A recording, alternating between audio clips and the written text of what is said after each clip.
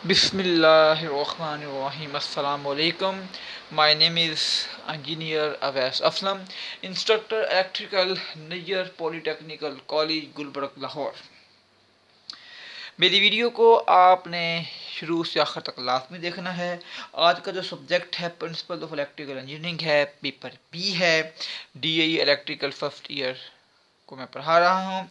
आज मैं आपके लिए शॉर्ट आंसर्स लेकर आया हूँ। जो शॉर्ट आंसर मैंने आपको पिछले लेक्चर में भी अपना इंडक्टर, कैपेसिटर और रेजिस्टर तीनों सर्किट्स में पहले पढ़ाए हैं, लेकिन मैं आपको शॉर्ट आंसर पढ़ाऊंगा।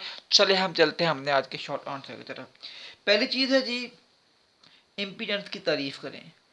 किसी ऐसी सर्किट में करंट के बहाव में कुल रुकावट और मजम्मत को इम्पीडेंस कहते हैं। इसे जी से जाहिर किया जाता है। हमें मालूम होगा कि हम पहले पढ़ चुके हैं कि जो डीसी सर्किट्स होते हैं, डीसी सर्किट्स के अंदर जो किसी भी सर्किट की जो हम रेजिस्टेंस की बात करते हैं, आर रेजिस्टेंस जो होती है, लेकिन डीसी के अंदर सर्किट की कुल जो मज़ाहमत होती है वो रेजिस्टेंस होती है।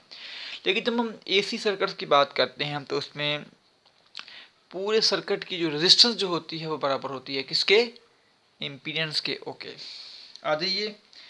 इम्पीडेंस की तारीफ क्या है कि किसी एसी सर्किट में करंट के बहाव में कुल रुकावट और मज़ाहमत को इम्पीडेंस कहते हैं। इसे जी से जाहिर किया जाता है। अगला क्वेश्चन है जी, रिएक्टिव पावर से क्या मुराद है? एसी सर्किट में वो पावर की मकदार जो सर्किट में कोई मुफीद काम सरंजाम ना दे रिएक्टिव पावर कहलाती है, और इसकी इकाई जो है इस पावर की VAR होती है। एक बार याद रखें, सर्किट के अंदर रजिस्टर जो है उसके अक्रॉस ही पावर कंज्यूम होती है। इंडक्टर और कैपेसिटर में जो भी पावर हैंग होती है, जो सर्कुलेट होती है, चूँकि वगैरह ज़रूरी होती है, वो रिएक्टिव पावर में ही आएंगी। अच्छा, आगे आ जाएं। इंडक्टिव रिएक्टेंस क्या होती है? क्वेश्चन नंबर 3 है, यानी शॉर्ट आंसर नंबर 3 है। आ जाइए। एसी सर्किट में लगी हुई कवाइल जो इंडक्टर जो है उसके अंदर करंट बह रहा होता है, लिहाजा इंडक्टर के यानी कवाइल के करंट में होने वाली अचानक तब्दीली के खिलाफ कुल मज़ाहमत यानी रुकावट को हम इंडक्टिव रिएक्टेंस कहते हैं।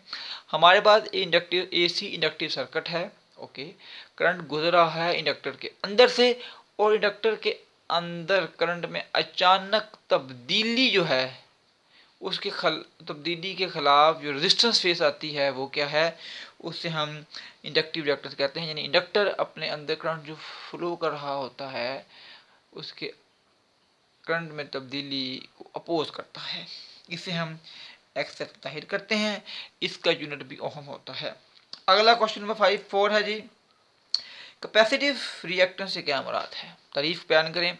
कैपेसिटिव रिएक्टेंस का मतलब जो होता है कि हमारा एसी कैपेसिटिव सर्किट है, उसके अंदर कैपेसिटर मौजूद होगा। क्या होगा? कैपेसिटर वोल्टेज को डील करता है, लिहाजा वोल्टेज में तब्दीली के खिलाफ जो अपोजिशन होती है वो क्या होती है? वो कैपेसिटिव रिएक्टेंस होती है। एसी सर्किट में लगे कैपेसिटर्स में वोल्टेज में अचानक तब्दीली के खिलाफ रुकावट की मकदार को कैपेसिटिव रिएक्टेंस कहते हैं। इसे हम XC से जाहिर करते हैं और इसका यूनिट P क्या होगा? ओहम होगा। अच्छा जी, अगला क्वेश्चन जो है क्वेश्चन नंबर 5, ये पिछले लेक्चर में हमने दिया था। लेग और लीड को पढ़ा था। अब दोबारा हम शॉर्ट आंसर में पढ़ लेते हैं। लेग और लीड से क्या मुराद है? ठीक है, लेग से मुराद वो मकदार जो बाद में सिफर और बाद में मैक्सिमम यानी 90 दर्जे तक पहुँचे लेगिंग कहलाता है। लीड से मुराद वो मकदार जो पहले सिफर और मैक्सिमम यानी 90 दर्जे तक पहुँचे लीडिंग कहलाता है। इसकी वजाहत चलें। अब क्वेश्चन नंबर 5 के लिए मैंने ये दो ग्राफ बनाए हैं। ये देख लीजिए, ये जो पिछला जो ग्राफ है ये पहले आ रहा है, यानी इसकी मैक्सिमम वैल्यू पहले आती है, इसकी मिनिमम वैल्यू भी पहले आती है। लेकिन देख लें, इसकी सिफर वैल्यू और इसकी मैक्सिमम वैल्यू बाद में आ रही है। लेग से मुराद वो मकदार जो बाद में सिफर और बाद में मैक्सिमम यानी 90 दर्जे तक पहुँचे। ये देख लें, ये लेगिंग क्या है? बाद में 90 के एंगल पे इसकी सिफर वैल्यू और मैक्सिमम वैल्यू आ रही है। अब आ जाते हैं लीडिंग में। लीड से मुराद है वो मकदार जो पहले, यानी ये जो है ये शुरू में जो आ रही है ये मकदार पहले सिफर और मैक्सिमम है, यानी 90 दर्जे तक पहुंचती है, इसे लीडिंग कहते हैं। ठीक है। अगला क्वेश्चन नंबर 6 ये है कि फेज एंगल से क्या मुराद है जी। एसी सर्किट में करंट और वोल्टेज की जो साइन वेव्स के दरमियान पैदाशुदा जाविया फेज एंगल कहलाता है, इसे थीटा से जाहिर करते हैं। क्वेश्चन नंबर 7 है, बहुत इंपॉर्टेंट है।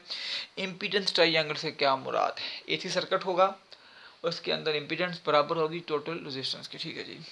हमें मालूम होना चाहिए कि यहाँ मैं आपको वादे कर देता हूँ भैया।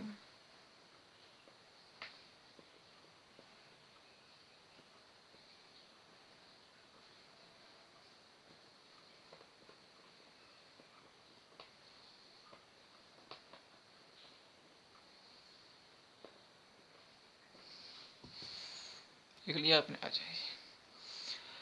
हमने चीज़ पढ़ी है जी, मसला फिसागोरस कुलिया के मुताबिक हम जानते हैं कि जब हम एक 90 की मुसल्लस कायमात दावी मतलब इस्तेमाल करते हैं तो उसको तो इसका जो वितर जो होता है वितर स्केयर बराबर होता है कायदा के स्केयर के प्लस अमूद के स्केयर के।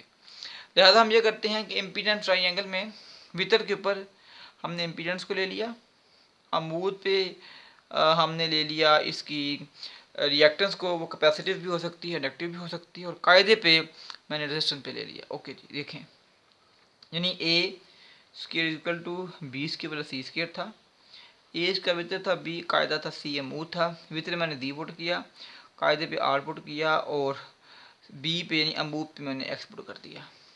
ठीक है। आपको मालूम होना चाहिए कि अगर हम ये z बराबर होगा आर के प्लस एक्स सी के, एक्स क्या है, ये कैपेसिटिव रिएक्टेंस होती है या इंडक्टिव रिएक्टेंस होती है। ये यहाँ देख लीजिए इम्पीडेंस ट्रायंगल बेसिकली क्या है, इसमें इम्पीडेंस जो होती है एसी सर्किट के अंदर सर्किट की कुल मुज़ाहमत के बराबर होती है, उसमें रेजिस्टेंस भी होगी और इंडक्टिव या कैपेसिटिव सर्किट की रिएक्टेंस भी शामिल होगी। आपने मेरी वीडियो को लाइक करना है, सब्सक्राइब करना है, जो चीज़ आपको नहीं आती कमेंट सेक्शन में आए पूछें। मैं अगले बार मैं एक नई वीडियो में एक नया टॉपिक लेके आऊँगा। अल्लाह हम सब का हामी नासिर हो। खुदा हाफिज़।